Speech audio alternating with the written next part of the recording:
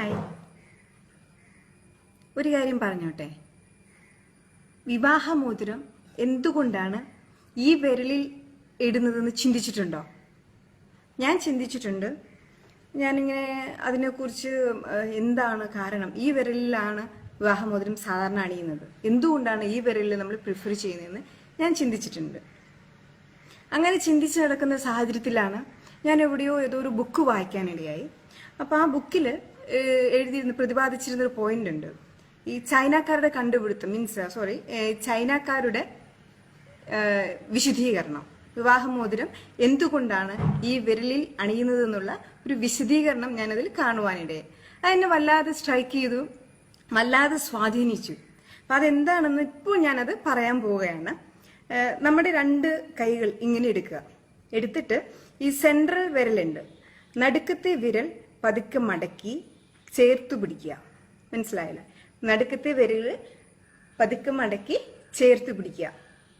എന്നിട്ട് ഈ എല്ലാ വിരലും ചേർത്ത് പിടിക്കുക. അപ്പൊ നടുക്കത്തെ വിരൽ മാത്രമാണ് മടങ്ങിയിരിക്കുന്നത്. ശ്രദ്ധിച്ചോളൂ, ഈ നടുക്കത്തെ വിരൽ മാത്രമാണ് മടങ്ങിയിരിക്കുന്നത്, ബാക്കി എല്ലാ വിരലും നമ്മൾ ചേർത്ത് പിടിച്ചിരിക്കുകയാണ്. എന്നിട്ട് ഈ നടുക്കത്തിൽ വിരൽ അനങ്ങാതെ, മടക്കി പിടിച്ചിരിക്കുന്ന വിരൽ അനങ്ങാതെ ഈ തള്ള വിരൽ അനക്കി നോക്കുക. നമുക്കത് വിടർത്താൻ പറ്റുന്നുണ്ട്. കണ്ടില്ലേ? ഈ തള്ള വിരൽ നമുക്കത് വിടർത്താൻ പറ്റുന്നുണ്ട്. ഇതാണ് മാതാപിതാക്കൾ. മാതാപിതാക്കളെ പ്രതിനിധീകരിക്കുന്ന വിരലുകളാണ് ഇത്, തള്ള വിരലുകൾ. കാരണം ഒരു സ്റ്റേജ് കഴിഞ്ഞാൽ നമ്മൾ മാതാപിതാക്കളെ വിട്ടുപോകണം എന്നാണ് അവർ പറയുന്നത്. രണ്ടാമത്തെ കാര്യം, ഈ വിരൽ, ചൂണ്ടുവിരൽ നമുക്ക് വിടർത്താൻ പറ്റും. തള്ളവിരൽ വിടർത്തി ചൂണ്ടുവിരൽ. പക്ഷെ അപ്പോഴേക്കും നമ്മൾ ഈ നടുക്കത്തെ ഈ വിരൽ അനക്കാൻ പാടില്ല. മടക്കി വെച്ചിരിക്കുന്ന ഈ വിരലുകൾ അനക്കാതെ വേണം ഈ വിരൽ വിടർത്താൻ. ഇത് നമുക്ക് വിടർത്തുവാൻ പറ്റുന്നു. ഇതാരെ പ്രതിനിധീകരിക്കുന്നു എന്നറിയാവോ? ഇത് നമ്മുടെ സഹോദരങ്ങളെയാണ് പ്രതിനിധീകരിക്കുന്നത്. ഒരു സ്റ്റേജ് കഴിഞ്ഞാൽ നമ്മൾ സഹോദരങ്ങളെയും വിട്ട് പോകണം എന്നാണ് ഇതിൽ അർത്ഥമാക്കുന്നത്. മൂന്നാമത്തെ കാര്യം എന്താന്ന് വെച്ചാല് ചെറുവിരലാണ്. ചെറുവിരൽ കണ്ടില്ലേ? ചെറുവിരല് നമുക്കിങ്ങനെ വിടർത്തുവാൻ പറ്റും. ചെറുവിരൽ വിടർത്തണം. അപ്പൊ ഈ ചെറുവിരൽ എന്തിനാണ് പ്രതിനിധീകരിക്കുന്നതെന്ന് വെച്ചാല് ഇത് നമ്മുടെ കുഞ്ഞുങ്ങളെയാണ്, നമ്മുടെ മക്കളെയാണ് പ്രതിനിധീകരിക്കുന്നത്. അപ്പോൾ ഒരു കാലഘട്ടം കഴിഞ്ഞാൽ നമ്മുടെ മക്കളും നമ്മളെ വിട്ടുപോകും എന്നാണ് അർത്ഥമാക്കുന്നത്. മാതാപിതാക്കൾ വിട്ടുപോകുന്നു, സഹോദരങ്ങൾ വിട്ടുപോകുന്നു, മക്കൾ വിട്ടുപോകുന്നു.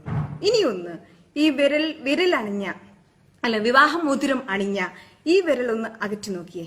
നടുക്കത്തെ ഈ സെൻട്രൽ വിരൽ അനങ്ങാതെ ഈ വിവാഹമോതിരം അണിഞ്ഞ വിരലൊന്ന് നിങ്ങൾ അനക്കാൻ നോക്കിയേ, വിടർത്തുവാൻ നോക്കിയേ. പറ്റുമോ നോക്കിയേ? എനിക്ക് സാധിച്ചിട്ടില്ല. ബാക്കി എല്ലാ വിരലും എനിക്ക് സാധിക്കുന്നുണ്ട് വിടർത്തുവാനായിട്ട്.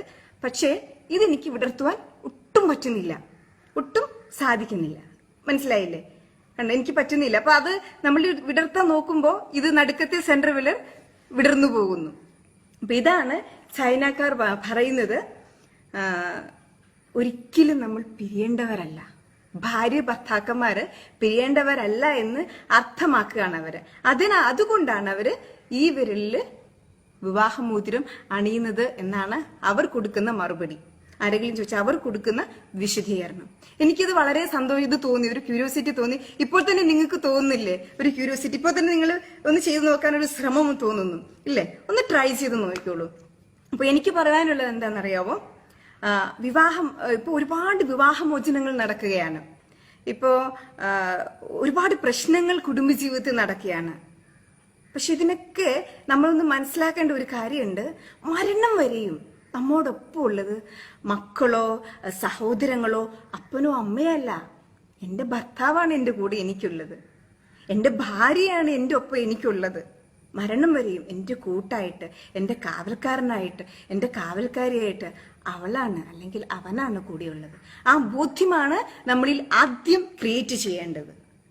പക്ഷെ നമുക്ക് ഒരുപാട് പ്രശ്നങ്ങൾ ഉണ്ടാകാം കുടുംബജീവിതത്തിൽ, അത് സ്വാഭാവികം. കാരണം ഞാൻ ജനിച്ചു വളർന്ന സാഹചര്യത്തിലല്ല എൻ്റെ ഭർത്താവ് ജനിച്ചു വളർന്ന സാഹചര്യം.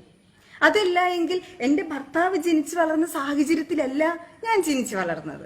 അപ്പോൾ രണ്ട് സാഹചര്യം, വ്യത്യസ്തമായ സാഹചര്യങ്ങളിൽ നിന്നും നമ്മൾ ഒന്നിച്ച് ജീവിക്കുമ്പോൾ ഒരുപാട് പ്രശ്നങ്ങൾ ഉണ്ടാകും. പക്ഷേ അവിടെ എന്താ വേണ്ടതെന്നറിയാവോ?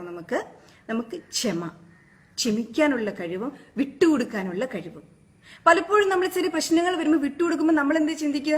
അയ്യോ, ഞാൻ കുറഞ്ഞു പോവുകയാണോ, ആള് വലുതാവുകയാണോ എന്നൊരു തോന്നലാണ്.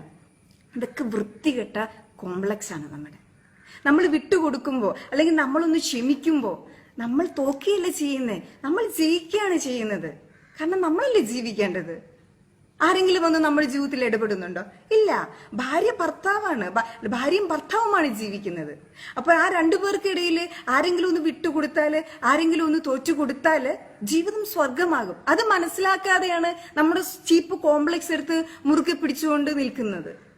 അങ്ങനെ വരുമ്പോഴാണ് ജീവിതത്തിൽ പ്രശ്നങ്ങൾ ഉണ്ടാവുക, കുടുംബജീവിതത്തിൽ പ്രശ്നങ്ങൾ ഉണ്ടാവുന്നത്. മക്കള് ഒരുപാട് ബാധിക്കുന്നു. ഇതെല്ലാം മക്കള് വഴിതെറ്റി പോകുന്നു ഈ കാരണങ്ങൾ കൊണ്ട്.